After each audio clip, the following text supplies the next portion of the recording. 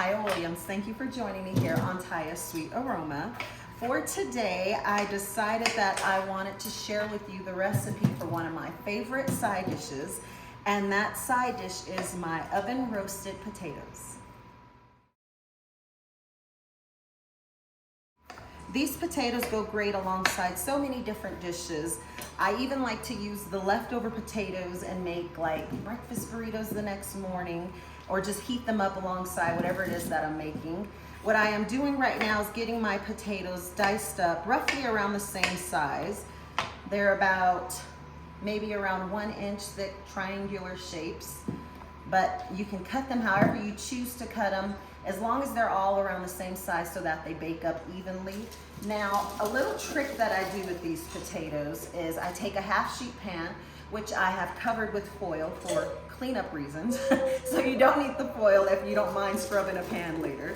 But I have, what I like to do is, this is rough, probably around 3 pounds, but the way that I determine how many potatoes I need is I will dice them up, make sure that they can all be on the sheet pan in a single layer. That way they get a nice crisp on them. And then I know, okay, I have enough potatoes. So you can do it that way, or you can see I still have a little more room where I can do a little more, but I'm gonna stop right here. This is plenty for me and my family tonight. So I am gonna get washed up and then we will go over the ingredients. The ingredients you're gonna need for this recipe is your potatoes. Now, you can use red potatoes, yellow potatoes, even I love using russet potatoes in this recipe. Today I'm gonna be using some gold potatoes. Now for my seasonings, I have some salt, freshly ground black pepper, dried parsley, granulated garlic, extra virgin olive oil, salted melted butter, sour cream, mayo. Now don't get anything light here. You want that fat content. It's gonna help break down these potatoes and get them nice and crispy. And then I have a 1 ounce package of Lipton onion soup seasoning, and this is what the box looks like in case you're not sure, but you can even use a store brand one as long as it's the onion flavor one.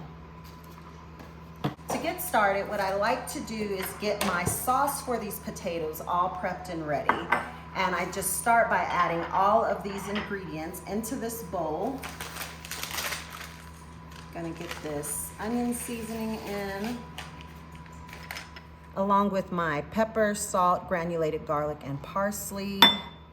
Add in the oil, the butter, and the mayo and sour cream. Then give all these a really good whisk together until they're well combined. Now I'm gonna take my potatoes, and what I like to do is I just get them all balled up in the center of the pan. That way when I get ready to pour the sauce on them, they're easier to mix up, then I'll spread them back out evenly. So I'm gonna go ahead and start adding this mixture onto the potatoes. Okay, and using my hand, I'm just gonna start tossing all the potatoes in this sauce until they're all nicely coated. Now that they're all coated nicely, I'm gonna start spreading them back evenly into a single layer. Drizzle on a little more extra virgin olive oil, along with some freshly ground black pepper over the top. Now I'm gonna get these potatoes into my oven that has been preheated at 400 degrees, and I will show you what they look like when they're done. The potatoes are now done. You can see how nice and golden and crisp they've had a chance to get on the top. The potatoes were in the oven for about 50 minutes, and I wish you can smell how delicious they smell. You have all those different fats working together, right? You have the olive oil, which is gonna help crisp up those potatoes. You have the mayo for flavor as well as the fat content. You have the sour cream, which adds a bit of tanginess to them, help cool down some of those more dominating flavors. And then the butter. It's potatoes. Who doesn't use butter on potatoes? I mean, it just takes them to a whole nother level. So you got that butter flavor in there as well, and oh, they just smell delicious.